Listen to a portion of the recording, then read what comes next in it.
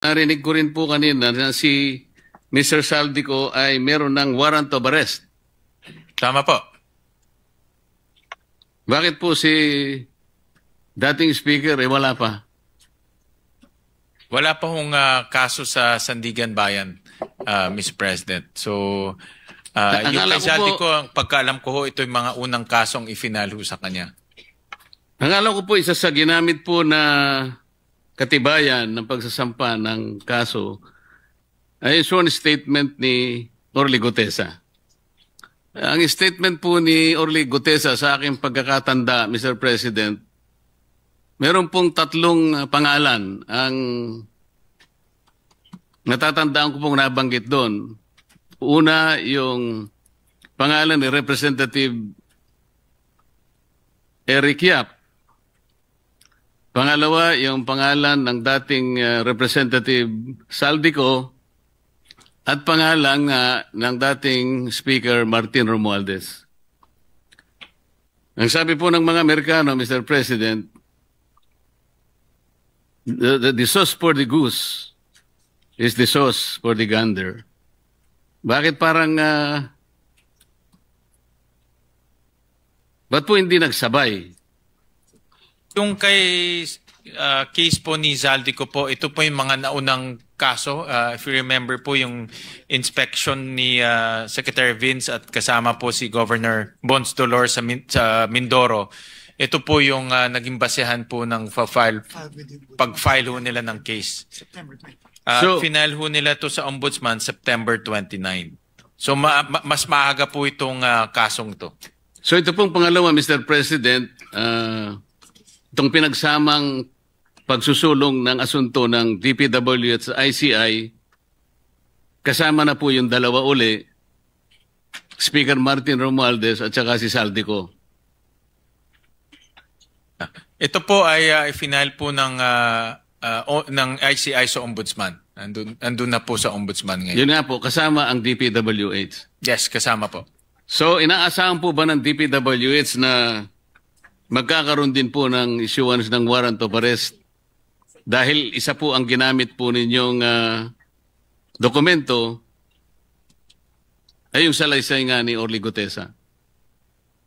Kampante po si Secretary Dizon sa kanilang mga nakalap na ebidensya at maitiwala ho sila sa Ombudsman na magiging masino po sila sa pagtitingin ho dito sa mga ebidensya. Gusto ko rin pong paniwalaan yung sagot ninyo, Mr. President. Aming salamat po. Thank you. Hindi po ba ninyo ginamit yung kamakailan lang ay pagpapahayag ni Representative Saldico na ipinadaan niya sa kanyang mga video recordings?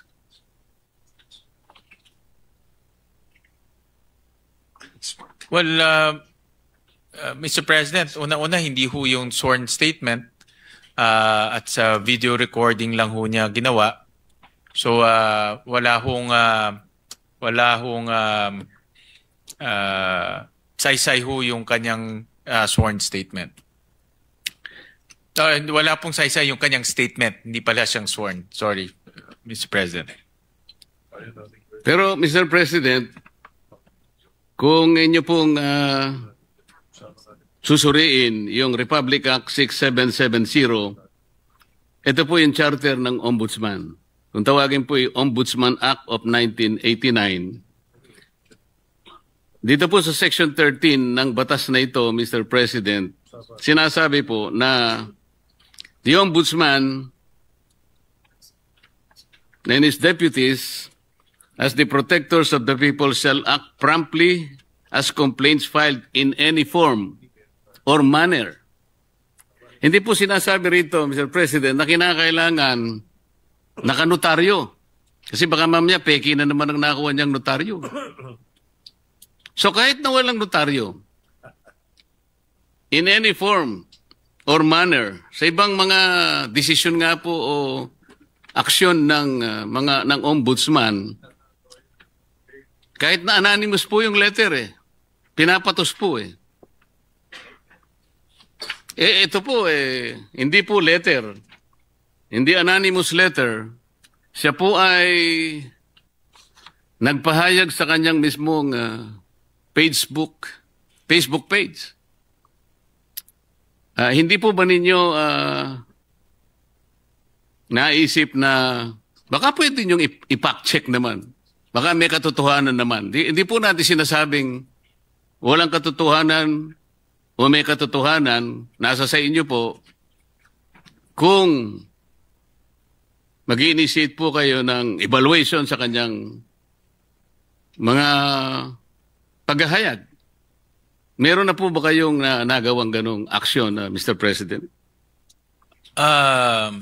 Mr. President, Senator Marcoleta, ito po ay nasa discretion na po ng ombudsman at sila po ang meron pong kapangyarihan kung gugustuhin ho nilang imbestigahan o i-pursue itong ganitong mga statements. So, nasa kanila na ho yun.